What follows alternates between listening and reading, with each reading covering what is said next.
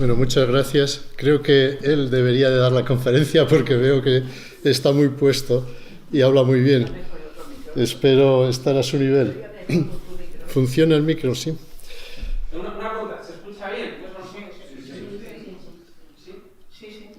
Bien, todos conocéis la figura de Félix y yo también creía conocerla hasta que me encargaron hacer este libro y descubrí que este hombre que nos habló tanto de los animales, del lobo, ¿no?, que casi llega a ser su etiqueta, todo el mundo, el hombre de los lobos, etcétera, tenía un mensaje mucho más profundo y de mayor valor del que yo siempre consideré, y hasta me avergoncé de no haber hecho antes esa prospección en esta persona.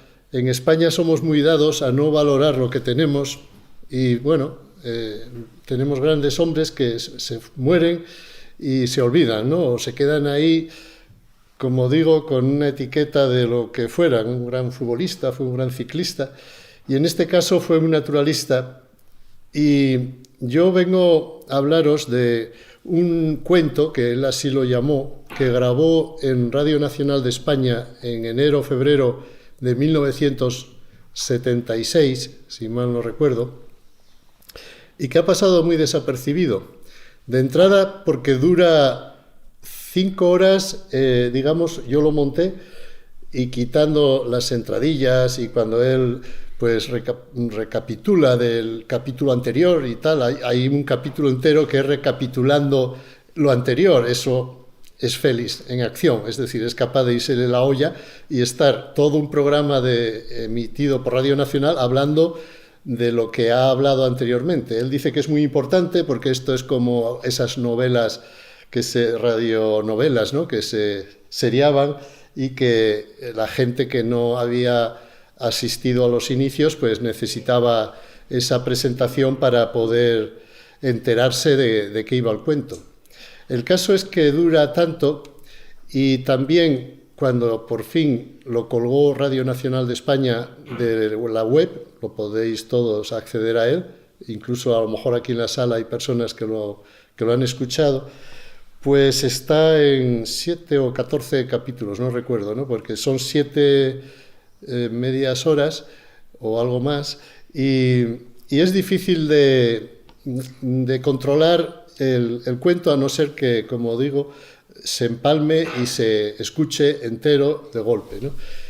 Bueno, sea por el motivo que sea, yo no he oído a mucha gente hablar de este trabajo concreto de Rodríguez de la Fuente, y ni yo mismo lo hice hasta hoy, ¿eh? Estáis aquí hoy en una conferencia que yo nunca he dado y que tenía muchas ganas de meterme con este aspecto porque considero que es la obra cumbre de Félix Rodríguez de la Fuente y también una que resume mucho su mensaje. Es más, yo recientemente, yo escribí esta biografía en 2010, esto es una reedición del 2020, y ahora estoy ampliando la vida, la obra más que la vida de Félix en estos libritos, y justamente al hacer uno que está ahora en mi ordenador, que lo estoy haciendo sobre la infancia de Félix, me di cuenta de cosas de este cuento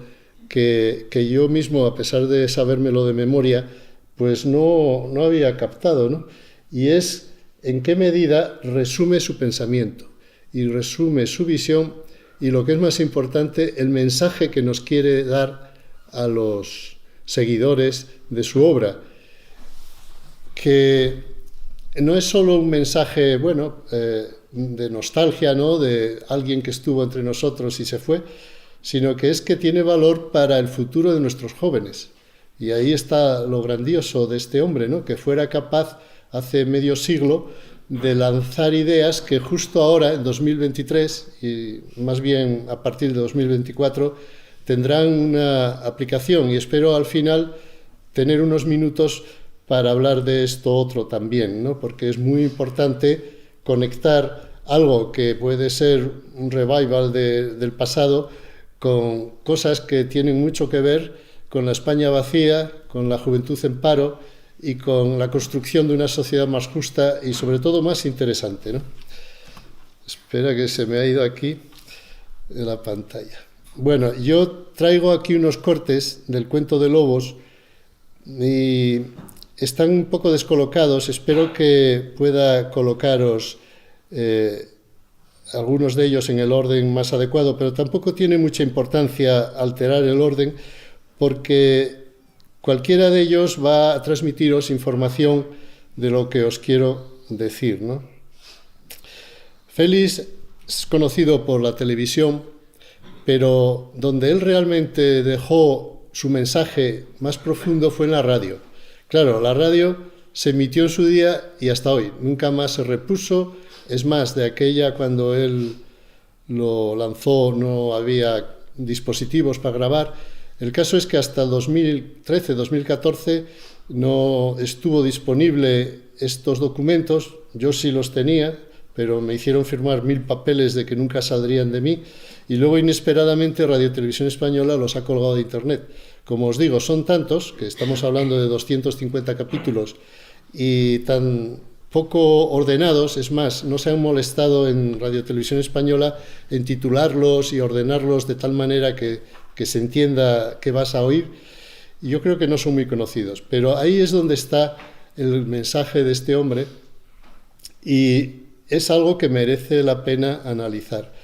Y en el caso del cuento de Lobos, pues fue una ruptura muy grande de la línea y de la técnica que él tenía de comunicar. Él, cuando entra en radio, empieza a hablar básicamente de su juventud, ¿no?, de su infancia, de cómo él fue descubriendo la naturaleza, también de los lugares que visitó, de sus viajes, de fauna, empieza a hablar de especies varias, pero en absoluto hace un cuento, ¿no? Es más, ya con ese título, pues mucha gente desconecta, ¿no?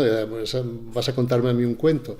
Y sin embargo, como os digo, es probablemente, o casi seguro, lo más completo y lo más profundo que él emitió. Y lo hizo, yo creo, porque se dio cuenta que con el otro discurso y con la otra técnica, más bien de ensayo, ¿no?, de documentales, de divulgación científica de mucho nivel, el público captaba lo que captaba, ¿no? Se quedaba con lo anecdótico, con el animalito, las cosas, pero no esa visión profunda que él tenía del hombre.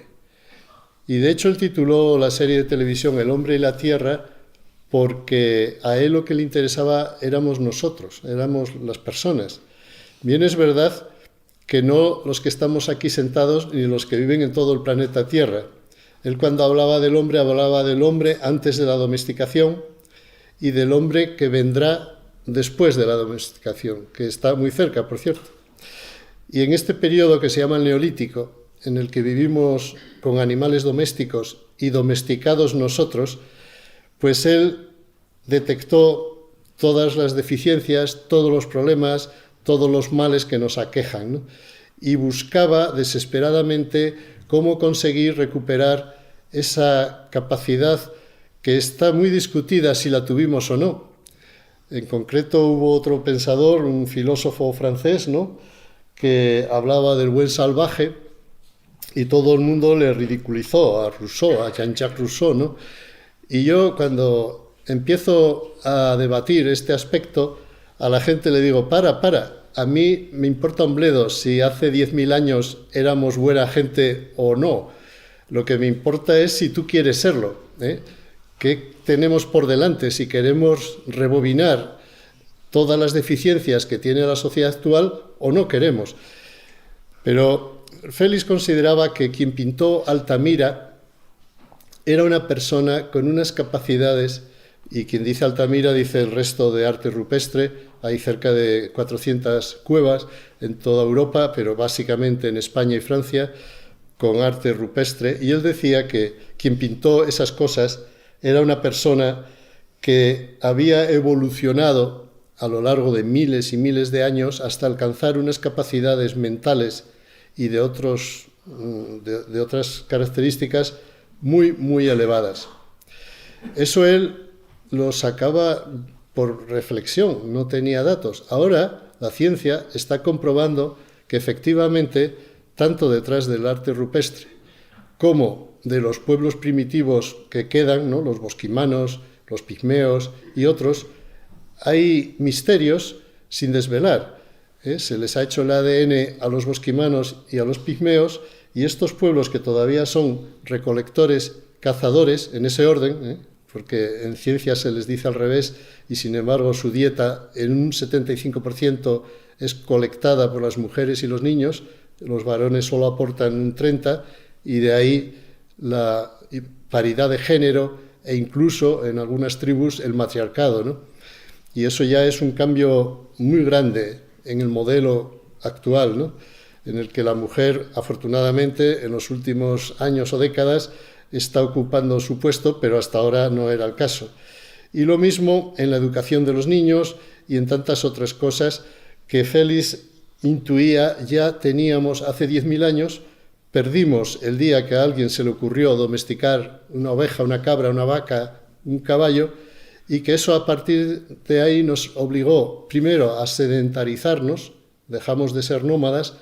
Eso tiene una trascendencia brutal, porque de entrada es lo que ha generado muchísimas enfermedades, ¿no? Todos los virus y todos estos problemas vienen de convivir con los animales, de vivir en densidades muy grandes, y en aquella época el hombre, al ser nómada, estaba obligado por la naturaleza a tener los hijos justos, y los estadísticos calculan que hasta hace 10.000 años el planeta Tierra tendría entre 5 y 10 millones de personas humanas, y España tendría entre 50.000 y 100.000 habitantes. Es decir, que estas cifras que manejamos ahora son fruto de una alteración de las leyes de la naturaleza, y que nos ha permitido la tecnología, que no deja de serlo, de domesticar a los animales y a las plantas,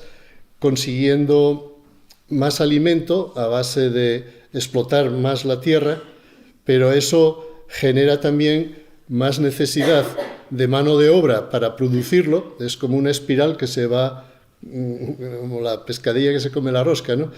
Y entonces hace que la única fórmula que tiene el neolítico es huir hacia adelante, es decir, crecer.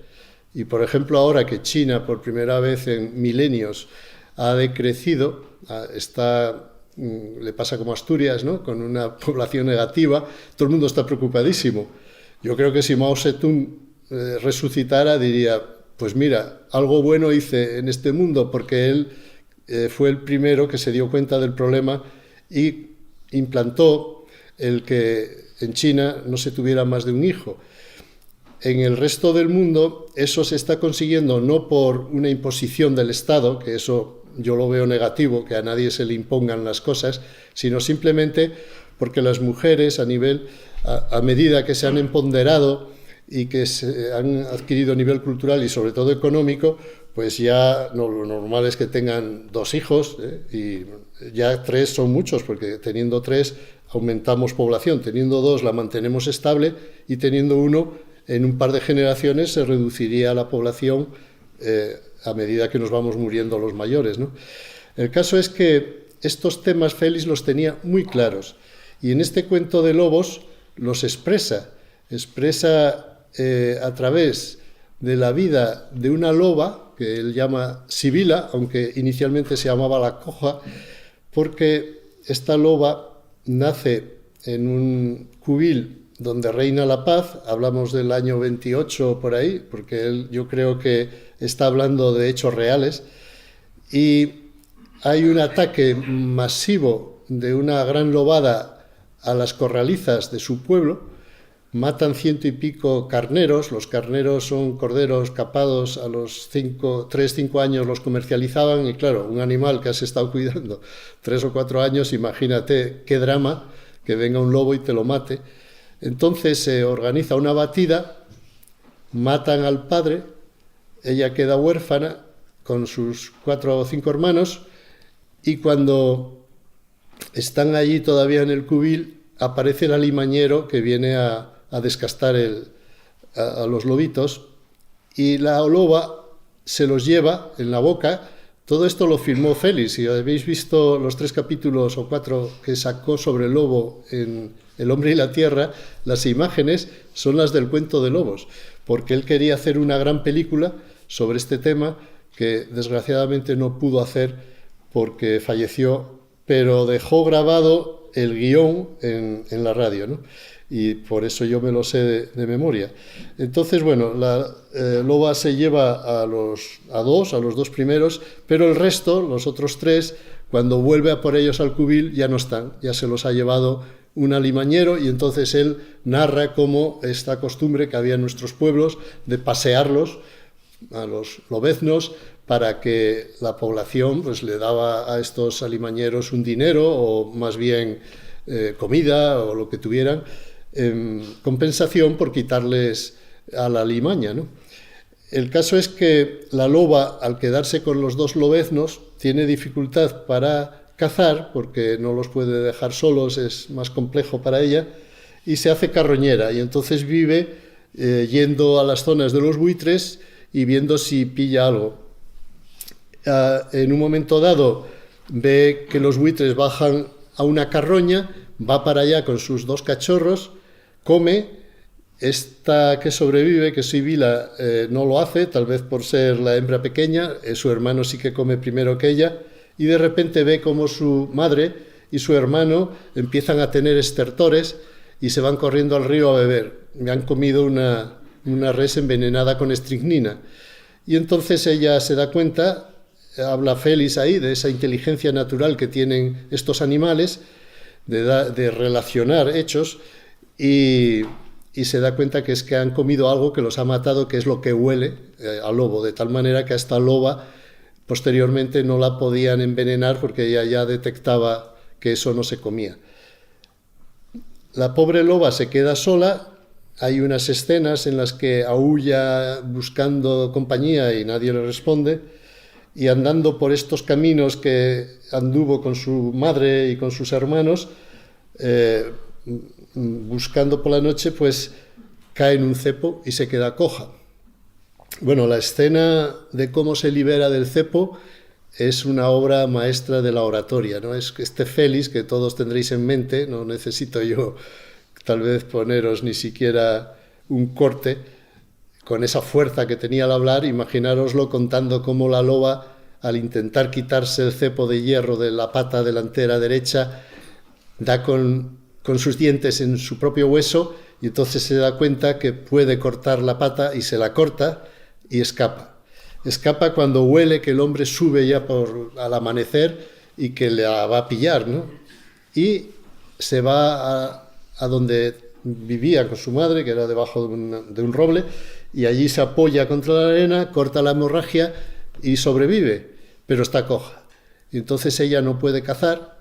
Las escenas siguientes es que un día, al ir a por unos patos, ve que los patos no se levantan, y entonces ella piensa que algo raro está pasando, y lo que ocurre es que tiene un halcón encima sobrevolando, y los patos pues no saben si salir corriendo de la loba, que la ven, por cierto, bastante torpe, o escapar por el halcón, pero ellos, el halcón les da más miedo y aguantan. Esta escena la contó luego Félix como que él la vivió y fue lo que le hizo querer ser cetrero. En fin, él lo que hace en este cuento de lobos es traspasar todo su conocimiento de la especie y también sus vivencias infantiles y personales, ¿no? Y bueno, es una escena muy bonita de cómo la loba descubre la cetrería, es decir, que ella se da cuenta que si le levanta al halcón los patos, los gansos, pues el halcón caza, y como es un animal muy pequeño, come una parte, lo que puede, y le deja el resto. Así va esta, iba a decir mujer, pero realmente está hablando de una mujer, no está hablando de una loba.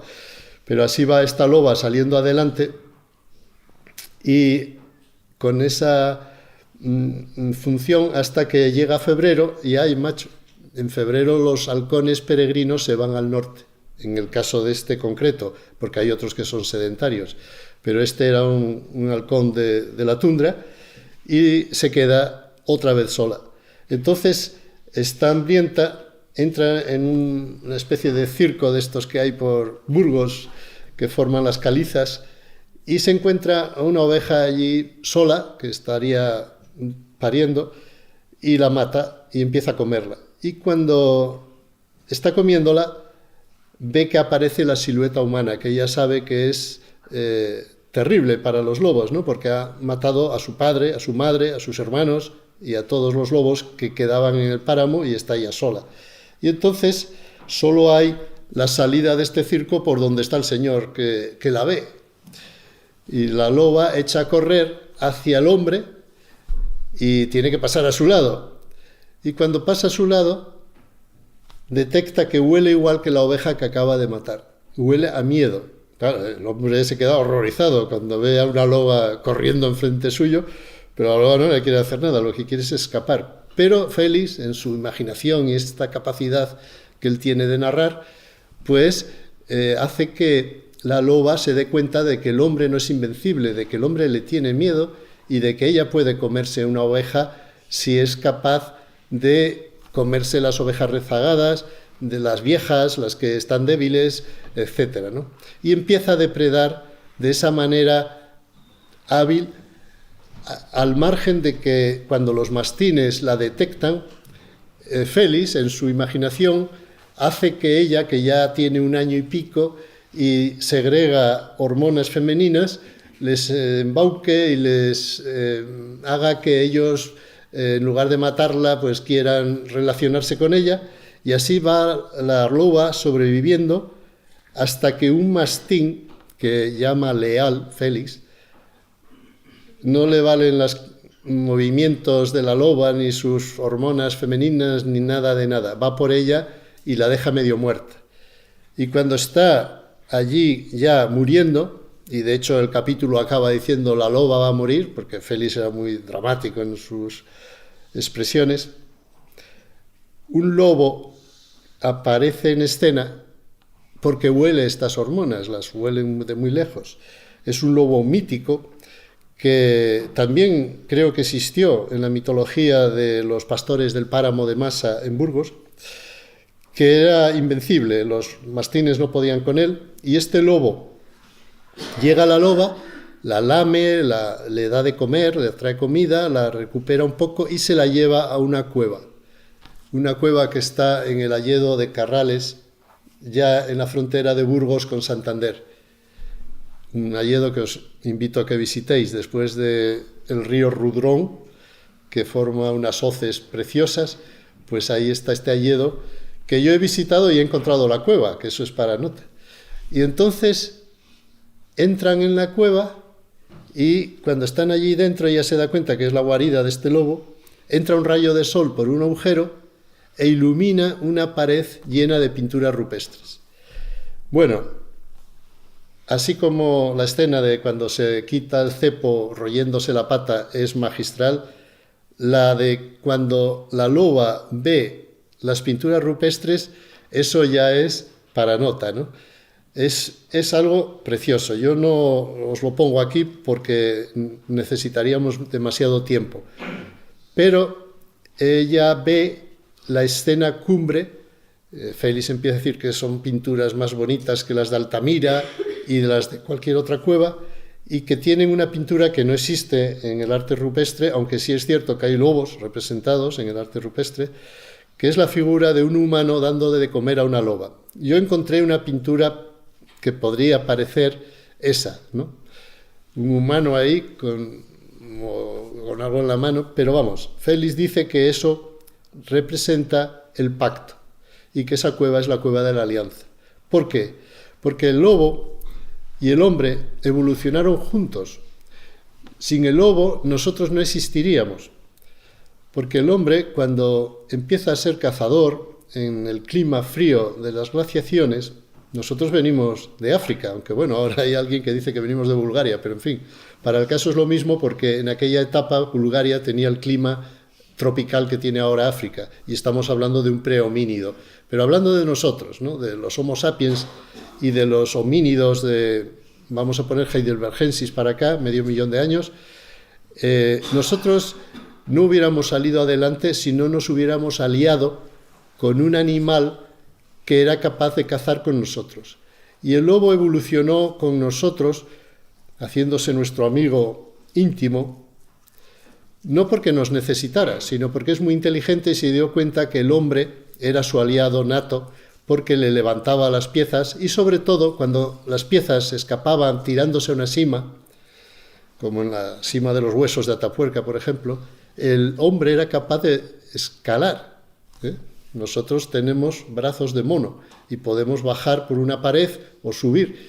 Y gracias a eso los lobos sabían que siempre ese aliado tan curioso que llegó a Europa hace 40.000 años, ellos llevan aquí millones de años, pues era capaz de darles su parte.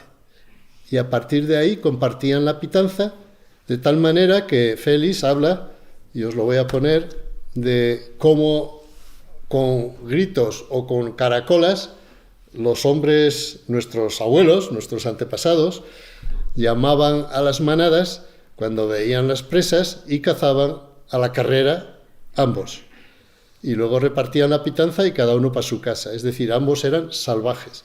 La palabra salvaje en el caso del ser humano quiere decir libre y superdotado, no un ser bruto y tal como nos lo pintaba Mingote, no sé los que hayan leído ABC, ¿no? Con la cachiporra y esas cosas. No, no, no.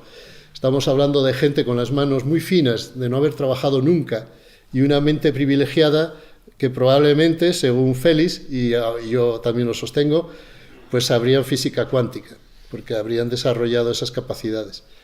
O sea, no era gente bruta, sino que era gente tan inteligente que no necesitaban los bienes materiales para sobrevivir, ni mucho menos trabajar, por supuesto. Solo necesitaban todo su tiempo para pensar y desarrollar su mente, ¿no? Pero bueno, ese sería tema de otro día. Ahora estamos hablando de la alianza entre dos especies. Y Félix nos habla de eso en este cuento y sorprende, ¿no? La gente dice, ¿qué? ¿Nosotros? El mayor enemigo del ser humano, que es nuestro mayor amigo. ¿Y qué es el perro, no? El perro es un lobo. Los perros, todos, bueno, todos no, pero millones de personas, creo que hay 5 millones de perros, viven en nuestras casas, comparten con nosotros todo, y es la misma relación, exactamente la misma, o peor, porque ahora el perro es un animal deteriorado como lo estamos nosotros, y el hombre pues hace lo que puede, ha perdido muchas facultades físicas. Por ejemplo, nosotros detectamos cuando es un rastro de lobo y un rastro de perro, porque el lobo va rectilíneo, no pierde un gramo de energía, camina ingrávido, ¿no? Avanzando con un, como dice Félix, ¿no? Como una bailarina, y con unas capacidades físicas que no tienen ya los perros. Los perros van dando bandazos, pues como nosotros, ¿no? Y no tienen un control de sus movimientos tan precisos. Como nosotros no los tenemos de los hombres primitivos. Yo tuve la suerte de convivir un año con bosquimanos, y yo cuando salía a cazar con estas gentes, yo decía, esta gente van descalza por una sabana llena de pinchos, de alacranes, de culebras, todo es venenoso. Y ellos abrían, ¿no? Íbamos así, íbamos 3 más yo 4, se abrían en abanico y esa gente iba flotando por el aire. Y disparaban las flechas sin parar. Iban corriendo, cogían la flecha y yo iba y veías a un pájaro así de pequeño con la flecha metida en la boca. Y dices, ¿cómo puede ser, no? Claro, son gente que no es que tengan poderes divinos, ¿no? Simplemente la evolución te obliga a ser tan preciso, igual que un lobo. Un lobo es capaz de cazar y de detectar las presas y de hacer cosas que requieren una evolución de miles de años hasta llegar ahí. El caso es que Félix en esta cueva pues habla de esta alianza y de que la rompimos, de que el hombre rompió ese pacto y al romper ese pacto la lió. La lió porque la domesticación, el neolítico, que empieza hace 7.000 años, siempre se lee en los libros y todo el mundo lo sostiene. Si aquí hay algún científico, seguro que me lo va a rebatir. Se considera una evolución, se considera un salto cualitativo de un salvajismo a la civilización, a tener ya comida disponible en grandes cantidades y permitirnos desarrollar, pues no sé muy bien el qué, ¿no? Pero en fin, desarrollar tecnología o desarrollar básicamente armas, ¿no? Y guerras, pero bueno, dejémoslo en que la verdad oficial es que el Neolítico fue positivo para la especie humana. Hay un autor, bueno, no es un autor, es un gran hombre, un hombre único, el que ha inventado Internet, imaginaros, ¿no? Un inglés, que ahora no recuerdo su nombre, que trabajaba en el CERN de Suiza y es el que inventó el hiperlenguaje, el HTML, y gracias al cual tenemos todos Internet y andamos todos locos con el móvil. Una persona que lo hizo para comunicarse con sus compañeros de trabajo y no lo patentó, nos lo regaló, está gratuitamente a nuestra disposición. Bueno, pues este hombre que inventó el hiperlenguaje ha escrito y dado conferencias, o está vivo, diciendo que estamos en la era digital oscura, porque desde hace más o menos 20 años toda la información circula digitalmente y los dispositivos están todavía tan verdes que no son capaces de guardar esa información.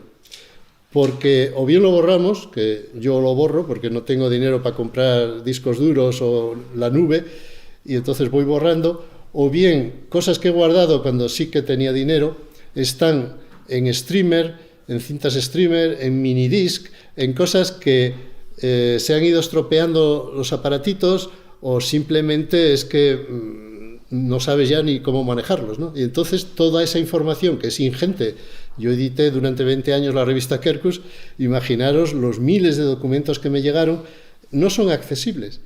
O si lo queremos hacer accesible costaría un dineral, o sea, técnicamente a lo mejor se puede abrir esos ficheros, siempre hay empresas que han guardado máquinas, pues sabiendo el negocio que iba a ser digitalizar o cambiar de formato de uno a otro, y se puede, pero es muy caro, y como encima no tienes certeza de en qué cinta está la información buena, porque hay mucha basura, pues lo dejas, y eso.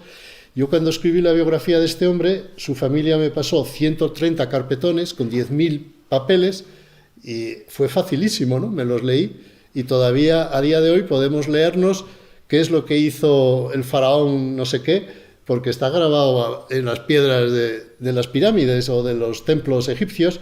Sin embargo, en los últimos 20 años mi biografía no la podrá escribir nadie, porque se ha perdido prácticamente todo, ¿eh? Y este científico ha dicho que esto es un gran problema y los estados rápido se han dado cuenta, y ahora la Biblioteca Nacional está digitalizando todas las webs a marcha forzada intentando guardar esa información, pero es tan ingente, y no te digo nada ya, lo que es la correspondencia personal, pues a eso no acceden. Ellos acceden a la literatura gris, a lo que se publica, a los PDFs, pero estamos en una era digital. Y esto a mí me inspiró, que es lo que ocurrió hace 8.000 años. Hace 8.000 años toda la información se almacenaba en los cerebros de las personas, y al entrar las hordas de ganaderos asiáticos que nos invadieron, y que lo sabemos porque recientemente un científico catalán, creo que es, ha hecho el ADN y ha descubierto en qué fecha concreta se extinguen todos los varones del Paleolítico, todos los magdalenienses, y quedan las mujeres, que gracias a eso tenemos genes de esa época. Pero es muy curioso, ¿no?, cómo se constata, Lazueza se llama el científico, y 50 más que firman el trabajo, que desaparezcan todos los varones hace 5.000 años, no queda ni uno. Y es que estas invasiones de neolíticos que venían de Asia, de Turquía, de la zona de Israel, de por ahí, los que habían domesticado, pues acaban con los varones, porque en el mundo paleolítico, todavía a día de hoy, los bosquimanos, ellos no entienden el tema de la propiedad privada. Ellos son comunistas primitivos, todo es de todos, y el que encuentra una vaca pega un flechazo y se la come. Y claro, a un ganadero tú le das un flechazo a su animal, eres hombre muerto, sobre todo en aquellos tiempos, o en África ahora mismo, ¿no? El caso es que este tema del cambio del paleolítico al neolítico es la clave que Félix nos traslada, de que eso tenemos que darle una vuelta y caminar a un ser humano que sea capaz de entenderse con los seres vivos y de captar estas capacidades que tuvo el ser humano antes de domesticarse a sí mismo y de esclavizarse, porque una de las características que diferencia a los paleolíticos de los neolíticos es que los neolíticos trabajamos, y trabajamos desde los 6-7 años, ahora ya no, pero en tiempos de mi madre así era. A mi madre, mi abuelo la pegaba si quería ir a la escuela, porque tenía que cuidar las vacas, no podía ir a la escuela con 10 años. Y yo viví esto con los Masái y otros pueblos pastores de África que todavía a día de hoy no quieren que sus hijos estudien ni hagan otra cosa que seguir la actividad que tienen en su familia, y es lógico, ¿no? Pero por otro lado, eso te da a entender de que nosotros dejamos de transmitir la información oral que los niños captaban en los campamentos paleolíticos, compartiendo con sus mayores toda la historia, toda la información, y es más, Félix sospechaba que las cuevas eran estudios de grabación para transmitir la información oral en grandes dosis de gigabytes de un cerebro a otro, y para que los niños lograran captar tantísima información que os estoy diciendo, que no era de cómo cazar un buey o, vamos, un muro en aquel caso, no, probablemente era de qué distancia había de aquí a la Luna, ¿no? Porque eran grandes astrónomos o grandes matemáticos o gente que tenía a saber qué, pero probablemente la cultura de Grecia no fuera lo primero que lucubramos en Occidente, sino fuera lo último de algo que se perdió. Porque no es normal que 500 años antes de Cristo fuéramos tan listos y hasta hace 200 fuéramos tan tontos, ¿no? Entonces, algo pasó ahí que hemos perdido y es muy difícil ya sostener lo que yo digo y lo contrario. Es decir, nunca sabremos cómo fuimos, pero tiene su lógica que 40.000 años de evolución en Europa y 300.000 años de evolución en África dan para mucho, ¿eh? Nuestro cerebro es el mismo desde hace 310.000 años, y un cerebro, déjalo pensar y sin maldad en su entorno, sin guerras y siempre dedicándose a cultivarse, como era esta gente, además de pinturas como las que nos dejaron en Altamira, que hoy en día muy poca gente sería capaz de hacer, si es que hay alguien que lo pudiera hacer en esos formatos, en una piedra y con esa precisión y todo lo demás que conllevan. Entonces, Félix en este cuento nos dice que el final de la domesticación es el que tienen los mastines, y si hay aquí algún pastor que me lo intente confirmar, porque yo no sé si se lo inventa o no, si esta costumbre existió. Pero él, a Leal, a este pastor que casi mata a la loba y el lobo alfa se lo lleva a la cueva y la cura y tal, a Leal, cuando envejece, le da por comerse una oveja y luego otra. Y a la tercera, los pastores le dicen: Leal, ven para acá. Sacan la tenaza y le cortan los colmillos y los dientes. Yo no sé si esto alguna persona lo ha oído, aquí que sois en tierra de pastores, confirmármelo. Pero bueno, si no es real, es una metáfora de que a los que nos esclavizamos, nuestros dueños, no van a tener piedad ninguna de nosotros cuando no les seamos útiles. Eso es más o menos la conclusión del cuento de lobos, ¿no? Y la escena final es que después de cortarle los dientes, aparecen el Cano, que se llama este lobo macho, que también Leal le da una paliza que lo deja medio muerto, pero lo he omitido para no alargarme más, y la paliza que le había dado a la hembra Síbila, y esta pareja de lobos, los dos últimos lobos del páramo, llegan cuando justamente este perro está, el pobre, ahí lamiéndose sus heridas y diciendo qué le ha pasado, ¿no? Porque le han quitado la carlanca, que es casi peor que quitarle los dientes, era su distintivo de ser el que defendía al rebaño, y le han dejado sin dientes. Y está el pobre por ahí perdido y aparecen estos dos. Entonces él, al ver a los dos que ha fustigado, se da cuenta de que es hombre muerto, porque no tiene dientes para atacar ni carlanca para defenderse, y se tumba en el suelo y enseña el cuello. Y a un lobo, cuando otro lobo o incluso un perro le enseña el cuello, no lo ataca, no lo mata, le perdona la vida y lo único que hizo fue levantar la pata y marcarle y largarse. Y así acaba el cuento de Lobos, con la palabra de la estirpe de los libres siguió su camino, ¿no? Y yo titulé la ampliación de la biografía de Félix como La estirpe de los libres, y ahora todos estos libritos pues los apellido Lo Libre, porque el mensaje de Félix es un estudio, un análisis, una reflexión profunda de qué es lo libre, ¿no? Qué es un perro y qué es un lobo, qué es un magdaleniense y qué es un español de hoy, quiénes fuimos y quiénes somos, y lo que más interesa, quiénes podremos ser. Él dijo que gracias a la tecnología el ser humano podría volver a ser una mente pensante. Él hablaba de una conciencia global, planetaria, inspirado en teorías como la de el jesuita que hablaba de la nosfera, ¿no? Teilhard de Chardin, el entomólogo Rémy Chauvin, en fin, Konrad Lorenz, un montón de científicos y de pensadores que él estudió a fondo, pero luego eran observaciones propias, porque todos estos, bueno, dijeron ciertas cosas, pero no lograron hilvanar un discurso como el de Félix, ¿no? Tan futurista. Él dijo con todas las letras que en el momento en que la especie humana pudiera comunicarse de nuevo, de forma directa, ¿no? De tú a tú, de una persona a otra, instantánea y universal y gratuita, la humanidad cambiaría y volvería a ser lo que fue. Y él en la radio era un monólogo. Esa una característica paleolítica, es que él nunca escribió, ¿eh? Él decía que la escritura era la perdición de la especie humana, porque era la pérdida de nuestras capacidades cerebrales para almacenar información, para procesarla y relacionarla. Y es cierto. Si yo estuviera leyéndoos ahora esto escrito previamente en unos folios, llevaríais dormidos más de lo que podáis estar, porque al leer se nos pone la voz plana, ¿no?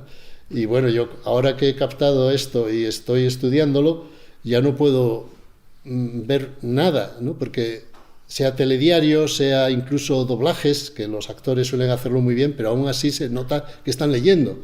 Solo Félix no leía y por eso os atraía tanto.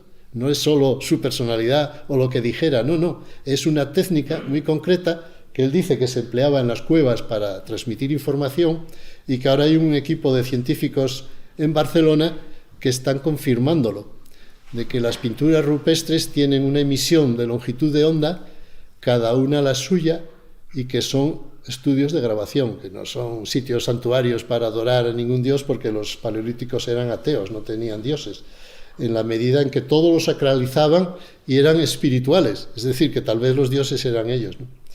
Entonces el asunto es muy, muy profundo y muy interesante, ¿no? Yo os invito, y algún día yo colgaré el cuento de Lobos, no lo ha hecho nadie, ensamblado, a ver si no me meten en la cárcel los de Radio Nacional o la familia, porque claro, hay derechos de autor, ¿no?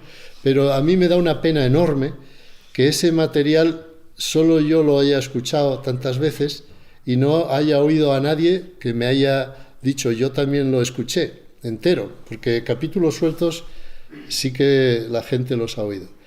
Bueno, voy a poneros cómo empieza, ¿eh?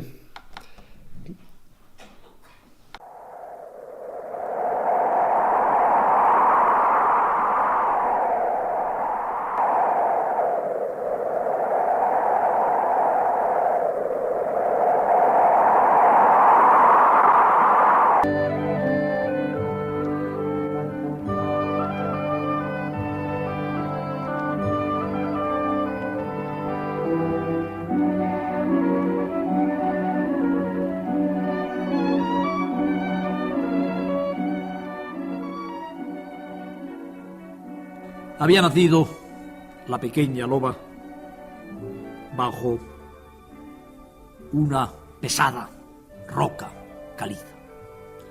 Roca adornada con todos los verdes y los amarillos de los líquenes del páramo en la primavera. Vivía en un pequeño cubil, no tan profundo como para que la loba, su madre, no pudiera dominar desde allí toda la amplia ladera y el valle que se extendía a sus pies. El pacto viejo que un día los dos más poderosos superpredadores del Holártico habían establecido. Nadie sabrá nunca dónde.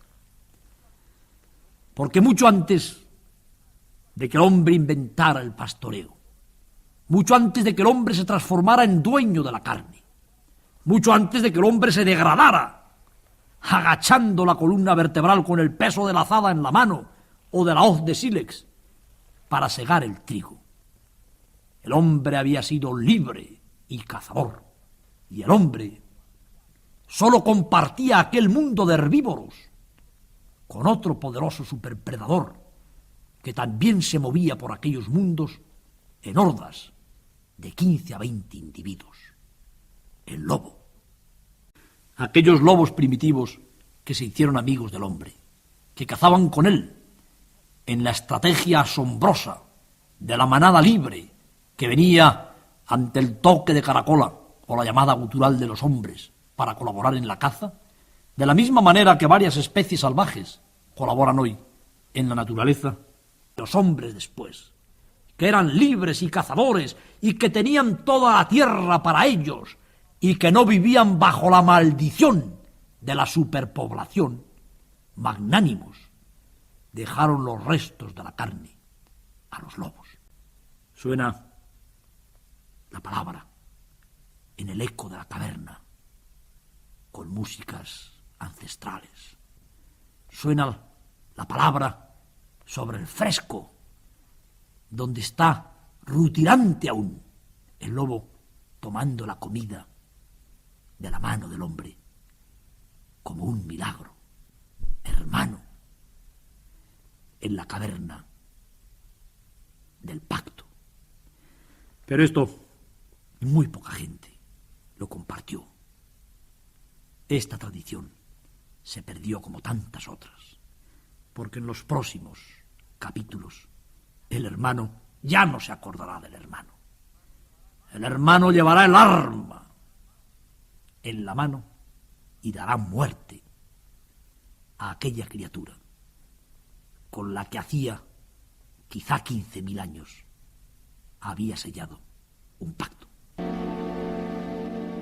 Sibila había visto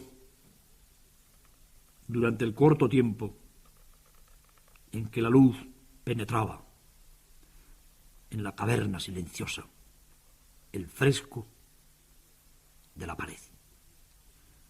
Sibila había estado mirando con esa capacidad óptica que tienen los lobos y también los perros para discernir las formas, aquellas formas grabadas por la mano del hombre, por la mano de un hombre que no tenía nada que ver con los hombres actuales. Había un mundo tremendo, un abismo insondable entre los lobos libres, los que no se hicieron amigos del hombre cuando éste decidió transformarles en esclavos, y los que siguieron fieles a su mandato. Aquellos lobos, evidentemente para los propios lobos, hermanos bastardos, los que por la migaja del primitivo pan, por el despojo de la carne matada por el hombre, se habían brindado a vivir en sus cavernas, en sus nacientes ciudades. Sibila y los suyos, la estirpe de los salvajes, habían elegido la libertad. Leal era el más perfecto de los esclavos.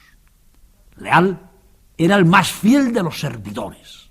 Para Leal, el hombre era más que Dios. Era Dios y el demonio al mismo tiempo. Para Leal, el hombre lo era todo. Podía dejarse matar a palos sin ni siquiera enseñar los dientes. Podía pasarse la vida sin comer. Podía incluso olvidar pasar por alto, no dejarse vencer por el olor del amor de la más hermosa de las lobas, con tal de trabajar para su amo, el hombre leal, como los antiguos esclavos. No conocía ni siquiera el amor.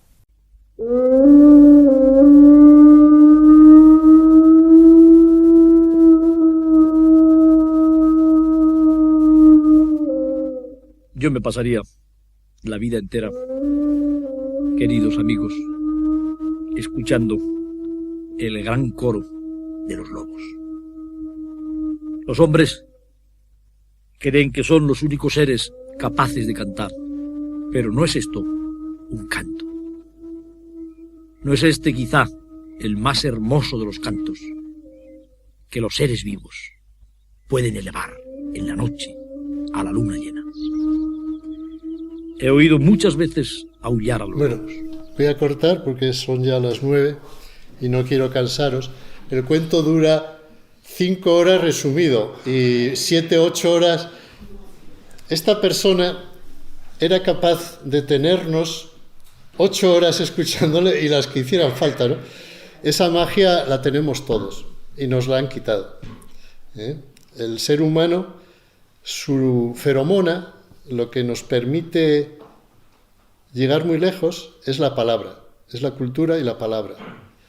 Y bueno, la palabra ha sido utilizada por gente como los periodistas, que es nuestra profesión, los curas, que son grandes predicadores, pero en general la mayoría de las personas, pues desde niños no les dejan hablar. Niño, cállate, no grites. Y bueno, siempre callados, ¿no? En la escuela, tal, solo cuando el maestro te pregunta y te pones todo nervioso. Y claro, así no vamos a ningún lado. Tenemos que recuperar esas capacidades con una nueva escuela, con un nuevo modelo de sociedad, donde los robots sean los que trabajen, la industria sea la que produzca los alimentos y el ser humano se dedique a cultivarse mentalmente y a disfrutar de este planeta, que es una maravilla.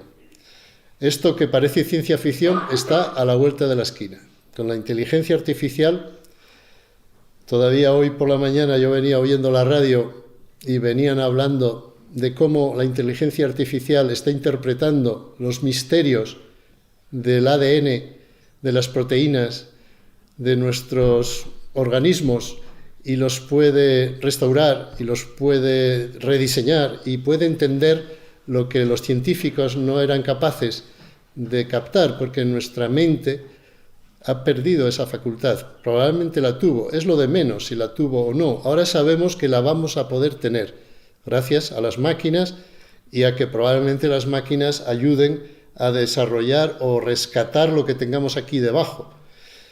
A saber, pero lo que sí sé es que el futuro es esperanzador, es maravilloso y este momento que estamos viviendo, ¿no?, que todos estamos con incertidumbre y con mucho miedo, debemos de saber que es pasajero. No sé si a lo mejor no nos tocará a nuestra generación, pero nuestros hijos y nuestros nietos verán un mundo mejor. Y Félix fue un predicador, una avanzadilla de ese mensaje.